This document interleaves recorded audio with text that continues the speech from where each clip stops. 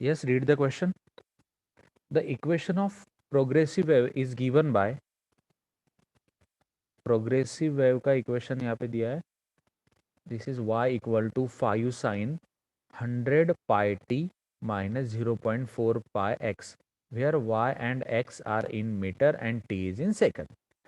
Okay, तो हमें find out करना है which of the following statements are correct. 1 2 3 and 4 ऐसे 4 स्टेटमेंट दिए है. Now what is the given equation? It is y equal to 5 sine 100 pi t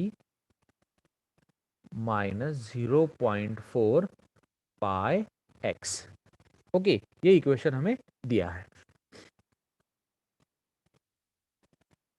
now it is in SI system. SI system दिया है. The amplitude of wave is 5 metre. Yes, देखिए wave का amplitude कितना है. Standard equation क्या होता है? y equal to a sine omega t minus k x ना. ओके, अब देखिए दो इक्वेशन कंपेयर कीजिए. अगर दोनों को कंपेयर किया तो a कितना आया? 5 आएगा. a is 5 metre. a equal to 5 metre. The amplitude of wave is 5 metre. मतलब स्टेटमेंट 1 करेक्ट है. अब देखिए इसमें ऐसे कितने ऑप्शन है जिसमें स्टेटमेंट 1 करेक्ट दिया है? Option A and option C. Okay, and option D also. Means A C and D, मतलब ऑप्शन बी करेक्ट नहीं है. Okay, first case we got here. Now wavelength of the wave is 5 metre and frequency of wave is 50 gigahertz. Solve करना पड़ेगा. अब देखिए ये दोनों को कंपेयर कीजिए. ओमेगा कितना है यहाँ पे? Omega equal to 100 pi. Omega means 2 pi N ना. 2 pi N equal to 100 pi. Now this pi pi will get cancel, so N equal to 100 by 2 means it is 50 hertz. Frequency कितना है? 50 hertz. Okay, now उसके बाद में हम क्या find out करेंगे यहाँ पे? We will go to find out wavelength. Now k कितना आता है यहाँ पे? के इज इक्वल टू 0.4 पाई. के का फॉर्मूला क्या है? 2 पाई बाय लैम्बडा ना. K is 2 pi by lambda.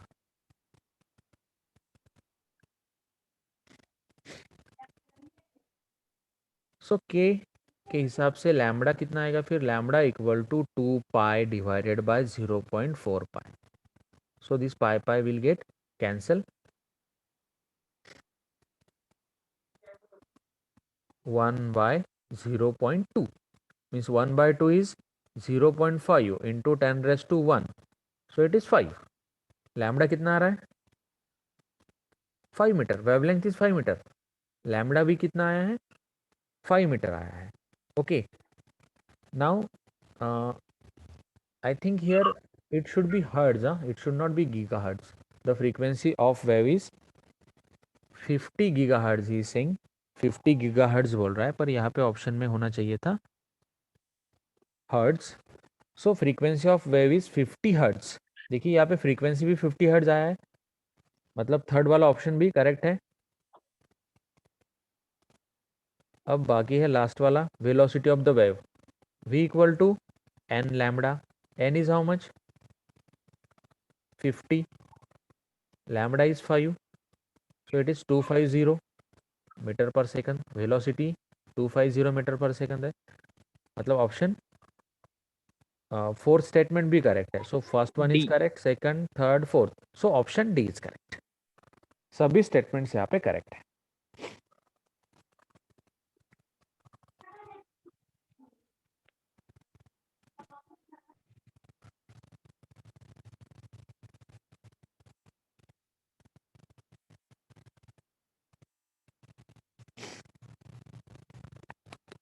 Take the screenshot.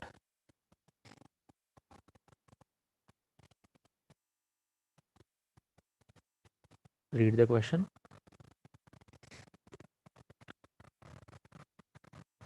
P and Q are two wires whose fundamental frequencies are 256 and 382 Hz.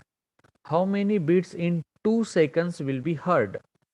मुझे नंबर ऑफ बीट्स फाइंड करना है, number of beats in 2 seconds, 2 second में कितने beats वहां पे आएंगे वो मुझे यहाँ पे फाइंड आउट करना है. into 2 seconds will be heard by the third harmonic of A and second harmonic of B. Now P and Q के हम दो फ्रीक्वेंसीज यहाँ पे कंसिडर करेंगे. P जो वायर है, first wire is P and second wire is Q. P का frequency हम कहेंगे N1 एंड Q का फ्रीक्वेंसी N2. N1 है 256 हर्ट्ज एंड N2 है 382 हर्ट्ज. दो वायर के दो फ्रीक्वेंसीज N1 N2. नाउ कितने बीट्स हमें सुनाई देंगे इन 2 seconds by the third harmonic of A and second harmonic of B. देखिए इसका थर्ड हार्मोनिक मतलब क्या आएगा, 3N1 आएगा ना, एंड इसका सेकंड बोल रहा है वो हार्मोनिक, सो ये आएगा 2N1. बराबर है. इसका सेकंड हार्मोनिक देखिए, ये इसका थर्ड हार्मोनिक है, थर्ड हार्मोनिक, एंड ये है इसका सेकंड हार्मोनिक, सेकंड हार्मोनिक.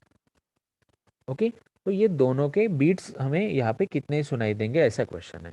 मतलब 3N1 माइनस 2N2 ना, it should be 2N2. So 3 into N1, N1 is 256 minus 2 into N2, N2 is 382. Just simplified. 3 into 256 कितना आता है, इट इज 768 ना, minus 382 into 2, it is 764. Yes. So it is finally 4. 4. Now ये 4 क्या है, 3N1 minus 2N2. Okay, ये दोनों के हमें बीट्स कितने सुनाई देंगे, 4. अब देखिए 4 बीट्स आए हैं, मतलब ये कितने सेकंड में होंगे, पर सेकंड ना, ये पर सेकंड होंगे. बराबर. अब ये पर सेकंड 4 है, मतलब मुझे कितने सेकंड के लिए निकालना है, उसने बोला है इन 2 सेकंड्स. मुझे फाइंड आउट करना है फॉर 2 सेकंड्स. नाउ एक सेकंड के लिए 4 है, तो 2 सेकंड के लिए कितना आएगा, 4 into 2, it is 8. So option B is correct, 8 will be the answer here.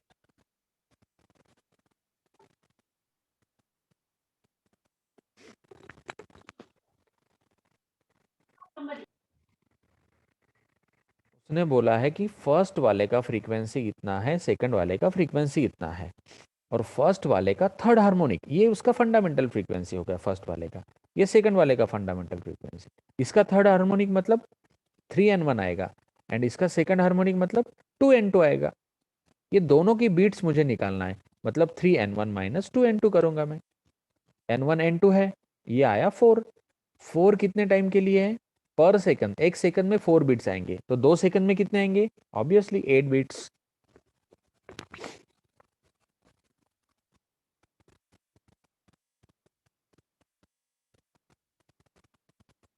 Next, read the question.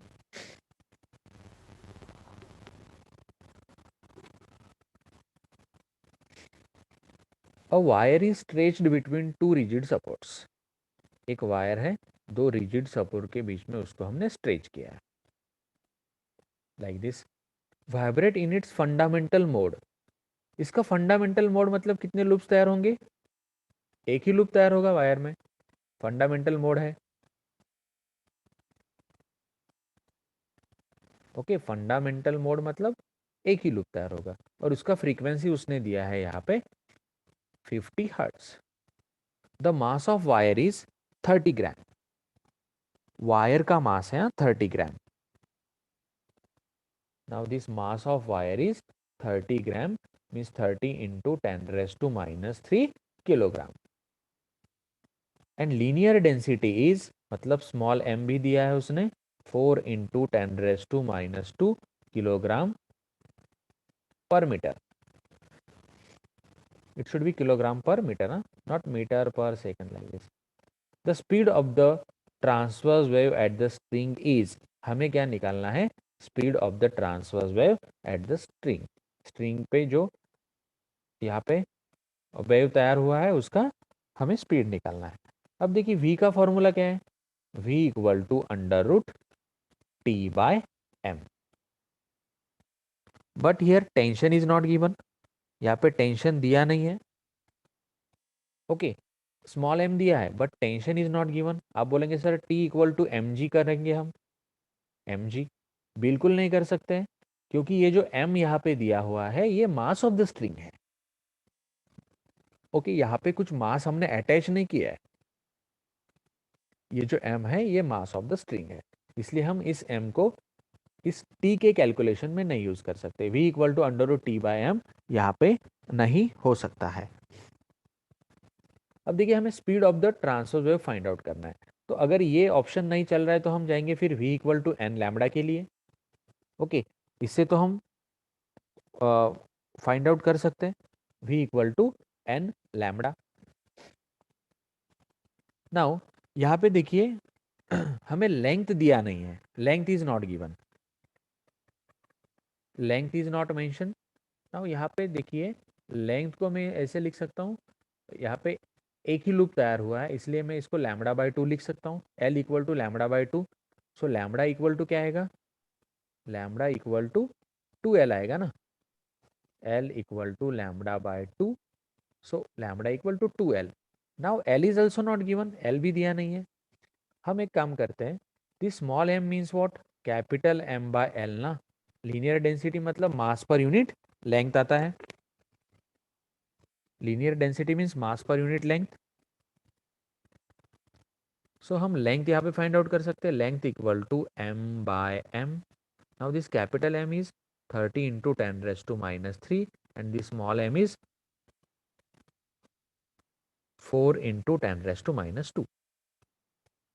इसको सिंप्लीफाई करते हैं, ये कितना आएगा 30/4 7.5 आएगा ना, इंटू 10⁻⁻1 मतलब 0.75। 0.75 को 3/4 भी लिख सकते हैं, तो लेंथ कितना आया 0.75 या फिर 3/4। फिर लैम्बडा कितना आएगा, लैम्बडा इक्वल टू 2 इंटू 0.75 मतलब लैम्बडा आएगा 1.5 मीटर। लैम्बडा कितना आया यहाँ पे 1.5 मीटर। अब यहाँ पे फ्रीक्वेंसी दिया हुआ है, n इज गिवन 50 हर्ट्ज और लैम्बडा भी हमें मिल गया, इट इज 1.5। तो v फाइंड करते हैं, v equal to n lambda, n is 50, lambda is 1.5, so it is how much 75 आएगा ना, 70। Velocity 75 metre per second. Option C is correct. थोड़ा सा ट्विस्ट करके इसको दिया है, यहाँ पे कंफ्यूजन क्या होता है, t इक्वल टू हम mg कर लेते हैं कि मास से हमें टेंशन मिल जाएगा, पर यहाँ पे m जो दिया है ना it is mass of string है, मास ऑफ स्ट्रिंग हम टेंशन कैलकुलेशन के लिए नहीं यूज कर सकते। अगर स्ट्रिंग को कोई मास सस्पेंड किया गया है वो मास हम टेंशन कैलकुलेशन में यूज कर सकते हैं, t equal to m g उसको हम कर सकते हैं।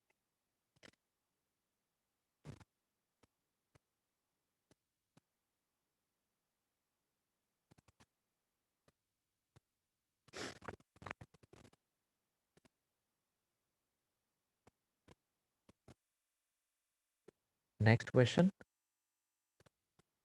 a guitar string is 90 centimeter long and has fundamental frequency 1 to 4. To produce a fundamental frequency, the guitar should be pressed. कितने डिस्टेंस पे गिटार को हमें प्रेस करना पड़ेगा।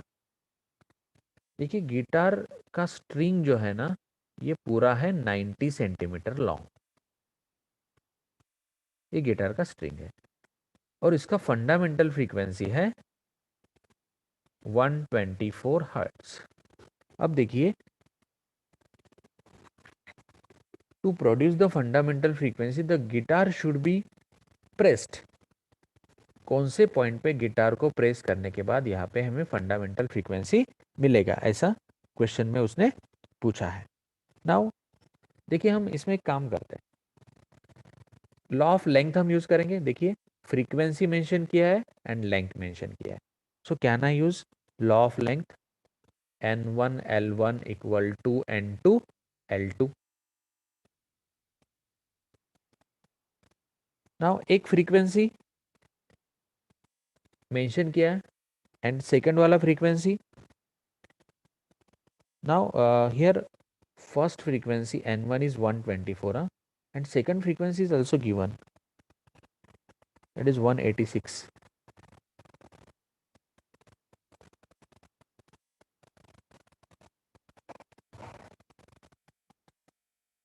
Second frequency is 186 hertz. Now n1 is given, n2 is given, l1 is 90 centimetre, l2 find करना है, l2 फिर l2 क्या आएगा, l2 equal to n1 l1 by n2। n1 is how much, it is 124, l1 90, n2 is 186. This n2 is given, n2 is given 186. Just simplify it.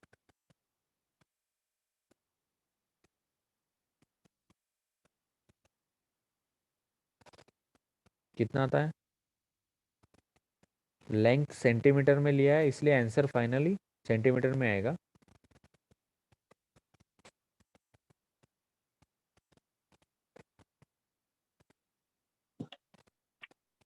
Sixty centimetre. 60 centimetre. So option A is correct, option A यहाँ पे correct.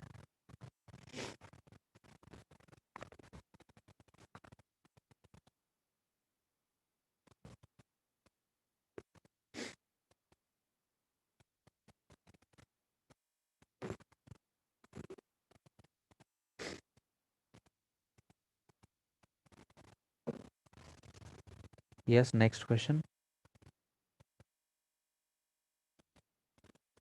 Read the question.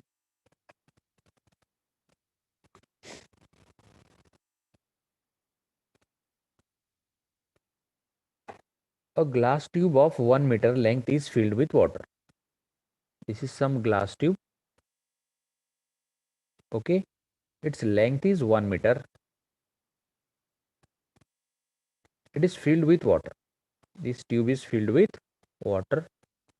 The water can be drained out slowly at the bottom of the tube. If the vibrating tuning fork of frequency 500 Hz, हमारे पास एक tuning fork है जिसका frequency है 500 hertz.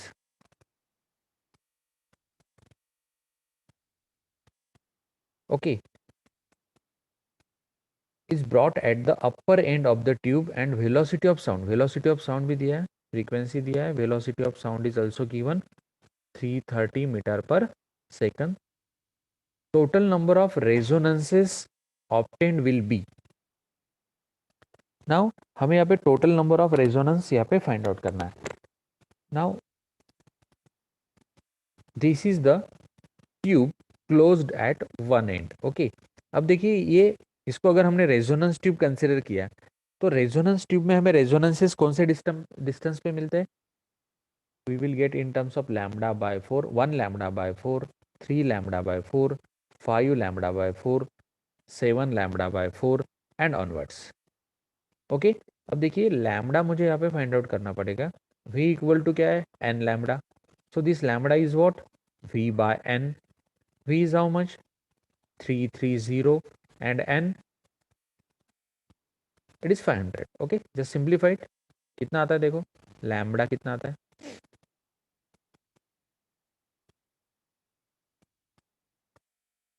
Point में आएगा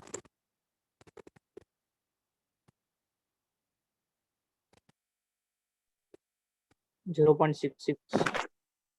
lambda is 0.66 metre. 0. Yes, lambda is 0.66 metre, means wavelength 0.66 है। अब देखो यहाँ पे क्या है, कौन से डिस्टेंस पे, या मतलब इस ट्यूब में मुझे कितने रेजोनेंस मिलेंगे, ऐसा उसने पूछा है। मतलब definitely it is related with the resonance tube ना।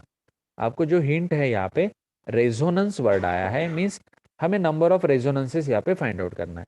ट्यूब का पूरा लेंथ है 1 मीटर। ओके, अब देखते हैं कि पहला रेजोनेंस कहाँ पे मिलेगा। मुझे फर्स्ट रेजोनेंस मिलेगा। फर्स्ट रेजोनेंस कहाँ पे मिलता है, λ/4 पे मिलता है हर बार रेजोनेंस ट्यूब एक्सपेरिमेंट में। यहाँ पे लैम्बडा कितना है, 0.66 डिवाइडेड बाय 4 करो, इतने लेंथ पे मुझे फर्स्ट रेजोनेंस मिलेगा। सेकंड रेजोनेंस कहाँ पे मिलेगा, 3λ/4 पे मिलेगा। इसको सिंप्लीफाई करो, 3 इंटू 0.66 डिवाइडेड बाय 4, यहाँ पे सेकंड रेजोनेंस मिलेगा। थर्ड रेजोनेंस 5λ/4 पे मिलेगा, सो 5 इंटू 0.66 डिवाइडेड बाय 4। फोर्थ कहाँ पे मिलेगा, 7λ/4 पे मिलेगा, सो 7 इंटू 0.66 डिवाइडेड बाय 4। सिंप्लीफाई करो 1 बाय 1।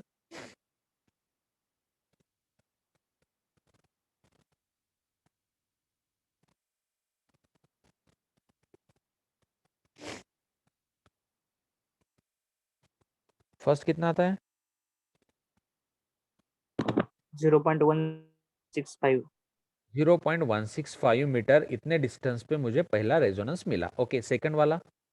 अब सेकंड में क्या करना है आपको, ऑलरेडी ये कैलकुलेटेड है ना, 0.165 को 3 से मल्टीप्लाई करो बस। देखो ये 0.66/4 0.165 आया है, यहाँ पे उसको 3 से मल्टीप्लाई करो सिर्फ। कितना आता है, 0.495 आता है ना। 495। यस, 0.495। यहाँ पे मुझे मिलेगा सेकंड रेजोनेंस। मतलब ये जो 1 मीटर लेंथ वाला ट्यूब है उसके 0.165 पे मुझे पहला रेजोनेंस मिलेगा, 0.165 पे। उसके बाद में दूसरा रेजोनेंस मुझे कहाँ पे मिलेगा, 0.495 पे मुझे दूसरा रेजोनेंस मिलेगा। ये थर्ड वाला कैलकुलेशन करो, 0.66 डिवाइडेड बाय 4, ये 0.165 है, इंटू 5 जीरो करना है। Point eight five 0.8। 0.825। यस, यहाँ पे मुझे मिलेगा थर्ड वाला रेजोनेंस, 0.825 पे मुझे थर्ड रेजोनेंस मिलेगा। फोर्थ कहाँ पे मिल रहा है, 1.155। 1.1। यस, 1.1 के बाद में कुछ तो यहाँ पे कैलकुलेशन आपका आया है 1.155। अब देखिए ट्यूब का लेंथ कितना है, 1 मीटर है, और फोर्थ वाला रेजोनेंस ट्यूब के बाहर जा रहा है, मतलब ये रेजोनेंस हमें नहीं मिलेगा। ओके, ये रेजोनेंस हमें यहाँ पे नहीं मिलेगा। मतलब हमें कितने रेजोनेंस मिले, ये है फर्स्ट वाला, ये है सेकंड वाला, ये है थर्ड वाला। फोर्थ वाला रेजोनेंस ट्यूब के बाहर जा रहा है, ट्यूब के बाहर हमें रेजोनेंस नहीं मिल सकता है, इसलिए मुझे यहाँ पे 1, 2 एंड 3 तीन रेजोनेंस मिलेंगे। So option B is correct. Option B correct है।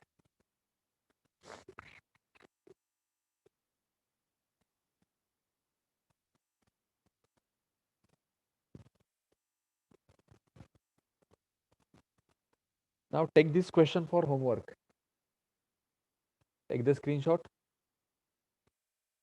ये क्वेश्चन होमवर्क के लिए लेना है आपको।